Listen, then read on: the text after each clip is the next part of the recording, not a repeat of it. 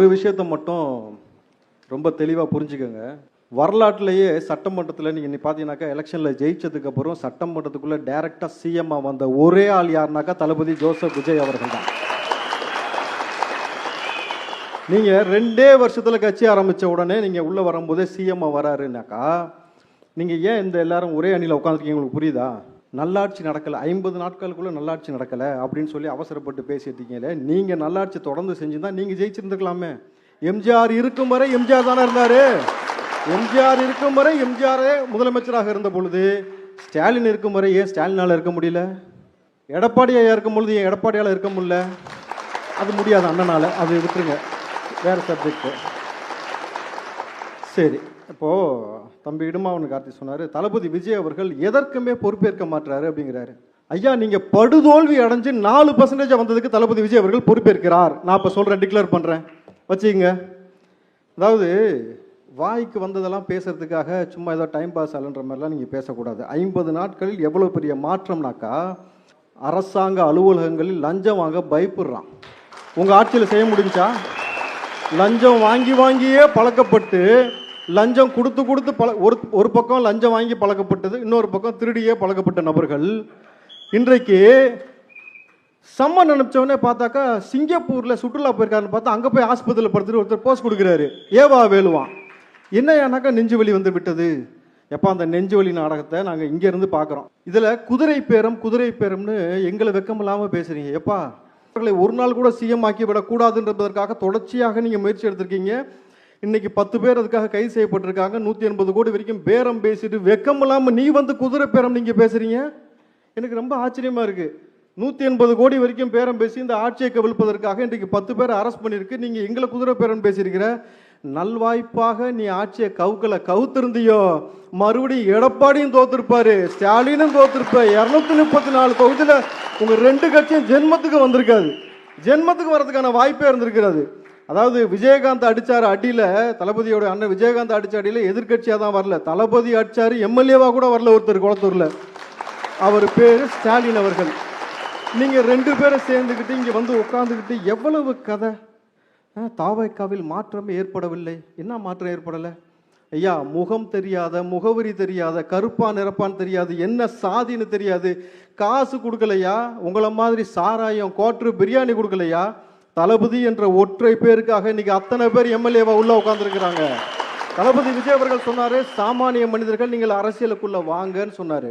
மாணவ பிள்ளைகள் அரசியலை ஒரு துறையாக தேர்ந்தெடுங்கன்னு சொன்னாரு. இன்றைக்கு மாணவ பிள்ளைகள் அரசியலை ஒரு துறையாக தேர்ந்தெடுக்க தயாராகி கொண்டிருக்கிறார்கள். அவ்வளவு பெரிய மாற்றம் ஏற்பட்டிருக்கிறது. சகோதரர் கல்யாண சுந்தரம் அவர்கள் சொன்னார், இது வெறும் ஏமாற்றமாக தான் இருக்குது அப்படின்ட்டு. சிஎம் ஆகலான்னு ஆசைப்பட்டார் எடப்பாடி, நடக்கலை, ஏமாற்றமாக தான் இருக்கும் உங்களுக்கு. அது எனக்கு புரியுது, அந்த ஏமாற்றம் என்னன்றதுல உங்களுக்கு புரியுது. ஆனால் நீங்கள் தாவேக்கா ஆட்சியை பற்றி சொல்கிறீங்க, இந்த நெல்லெல்லாம் இதாகிக்கிட்டு இருக்குன்ட்டு. இப்போ 50 நாள் தான் ஆயிருக்கு ஆட்சிக்கு வந்து. 70 வருஷமாக 2 கட்சியும் என்னத்தை செஞ்சீங்க சொல்லுங்கள்?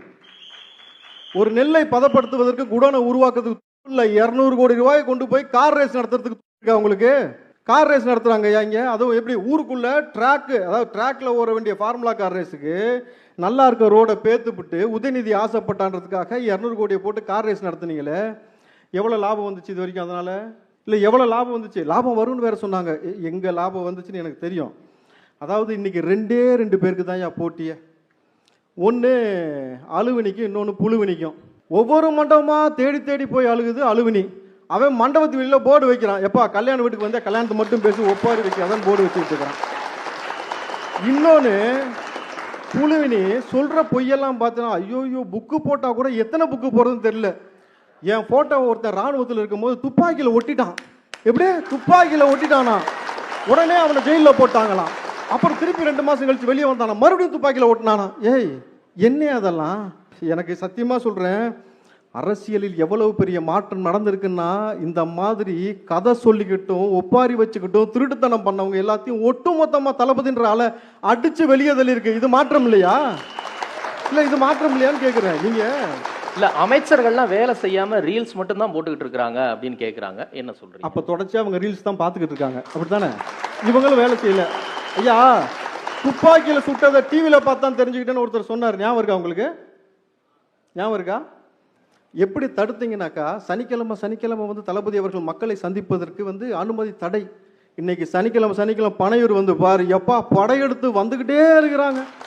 அதிமுகவுக்கு ஒரே ஒரு என்ன பண்ணாங்க, தனித்தனியாக வராமல் மொத்தமாக வந்துடுங்க. என்ன டெய்லி ஒவ்வொரு ஆளாக வந்துக்கிட்டு இருக்கிறீங்க. ஆனால் வந்து இவங்க வந்து அதை குதிரை பேரம்ன்றாங்க. நல்லா ஒரு விஷயம் புரிஞ்சுங்க, அந்த குதிரை அவங்க பேரம் வரல, நீங்க வாங்குறீங்கன்றாங்க. அதுதான் சொல்கிறேன் ஐயா. அதிமுகவிலிருந்து 23 எம்எல்ஏக்கள் திமுகவுக்கு போயிருக்காங்க. அப்போ அவங்க வாங்கியிருக்காங்களா? ஒத்துக்க சொல்லுங்க. பேர் பட்டியல் வாசிக்கவா? அரசியல் தெரிஞ்சவங்களுக்கு தெரியும் யார் யாருன்ட்டு. அப்பாவுலேருந்து இன்னைக்கு ஏவாவிலிருந்து எத்தனை பேர் அங்கே 23 பேர் போயிருக்காங்க. சார் ஒரே ஒரு விஷயம் புரிஞ்சுங்க சார். ஒரு ஸ்கூலில் மாணவன் போய் படிக்கிறான், அந்த ஸ்கூலில் வந்து மேனேஜ்மெண்ட் சரியில்லை, அந்த ஸ்கூலில் வந்து வாத்தியார் சரியில்லை, பிள்ளைகளை வந்து தவறாக வழி நடத்துகிறாங்கன்னு சொன்னாக்கா அந்த ஸ்கூல்லேருந்து வேற ஸ்கூலுக்கு மாணவர்கள் போய் சேருவது இயல்பு. ஆனால் இங்கே ஹெட் மாஸ்டர் யாரு? தளபதி விஜய். இங்கே நீ சேட்டை பண்ண முடியாது, தப்பு பண்ண முடியாது, அதற்கான வாய்ப்பே கிடையாது. இன்றைக்கு அரசியலுடைய எதிர்காலம் தொலைஞ்சு போச்சு. திமுகவும் அதிமுகவும் ஒன்று சேர்ந்து ஆட்சி அமைக்க பார்க்குதுன்னு அவங்க குற்றம் சொல்லிட்டு வராங்க. சார் எவ்வளவு கேவலம் சார் இது, எவ்வளவு இது பதவி வெறியா, ஆணவ வெறியா, இது என்ன வெறின்னு உங்களுக்கு புரியல பாருங்களேன். நான் ஒன்று சிம்பிளாக மட்டும் முடிச்சிடுறேன் சார். இந்த வீடியோ எல்லாம் ரொம்ப வைரலான வீடியோ, சும்மா ஒரு 12 செகண்ட் இதை நீங்க போடணும் கண்டிப்பா. 26ல நிற்பாராம், அடிப்பாராம், நேரா போய் முதலமைச்சர் சீட்ல உட்காருவாராம். நாங்க 75 வருஷம் கட்சி நடத்திட்டு புச்சு ஐஸ் வாங்கிட்டு சப்பிட்டு போறதுக்கடா நாங்க கட்சி நடத்துறோம். சரிண்ணா, திமுக குச்சி ஐஸ் வாங்கி தரவா? சாப்பிட்றியா? நாகரிகமா பேசுறேன்னா சார்?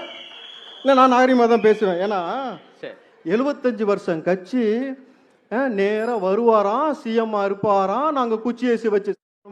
இப்போ எங்கே உட்காந்துருக்காருன்னு தெரியல, நிறைய குச்சி ஏசி வாங்கி கொடுத்துருக்காங்க போட்டுருக்கு நம்ம பசங்க.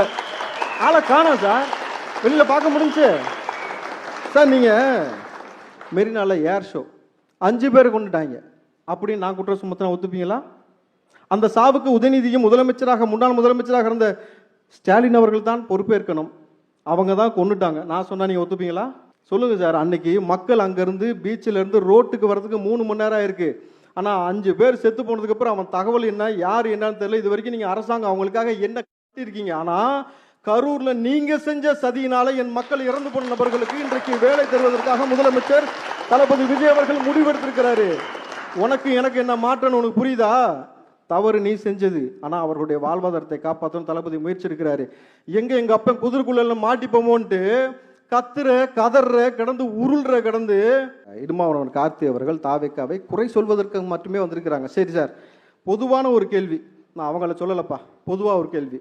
2 வருஷம் செஞ்சா பயிற்சி, ஒரு 5 வருஷம் எடுத்தா முயற்சி, 15 வருஷமா ஒண்ணுமே சீண்டாம ஒருத்தர் போட்டு உட்காந்துருந்தாங்கன்னா, ஐயா 15 வருஷமா ஒரு இடத்துல அப்படியே கிடந்துச்சுன்னா அது போனோம். புரியுதுங்களா? ஸோ மாற்றம் எந்த அளவுக்கு நிகழ்ந்திருக்கு? அவங்களுக்கு 8லேருந்து 4 மாறி இருக்கு. பெரிய மாற்றம் தானே. இங்க எந்த அளவுக்கு மாறி இருக்கு? திமுகல ஸ்டாலின் அவர்கள் கூட வந்து எம்எல்ஏவா ஜெயிக்க முடியல. சரி, நான் வேணா ஒரு ஓப்பன் சேலஞ்சு திமுகவுக்கு, ஸ்டாலின் அவர்களுக்கு, உதயநிதி அவர்களுக்கு வைக்கிறேன். இடைத்தேர்தல் வருதுல, ஸ்டாலின் அவர்கள் நின்று ஜெயிச்சிருங்க பார்ப்போம். நீங்க நின்று இந்த முறை தளபதியுடைய ஆட்சியில நீங்க ஜெயிச்சு காட்டுங்க, நான் உங்களை பேசுறது நிப்பாட்டிக்கிறேன். முடியுமா? நிற்பதற்கு உங்களால் முடியுமான்னு நான் கேட்குறேன். சார், இது தமிழ்நாடு என்பது தளபதி விஜயின் கோட்டையாக மாறிடுச்சு. எப்போவோ நீங்கள் காலங்காலமாக கொள்ளையடிச்சு சாராயம் கொடுத்து காசு கொடுத்து சாதி பார்த்து நீங்கள் ஆடு மாடுகளை பட்டியல் அடைக்கிற மாதிரி அடைச்சி நீங்கள் செஞ்சு வச்சுக்க பார்த்தீங்களா, அந்த ஃபார்முலாக்கெல்லாம் இனிமேட்டு வேலையே கிடையாது சார். வாய்ப்புக்கு நன்றி கூறி விடைபெறுகிறேன். நன்றி, வணக்கம்.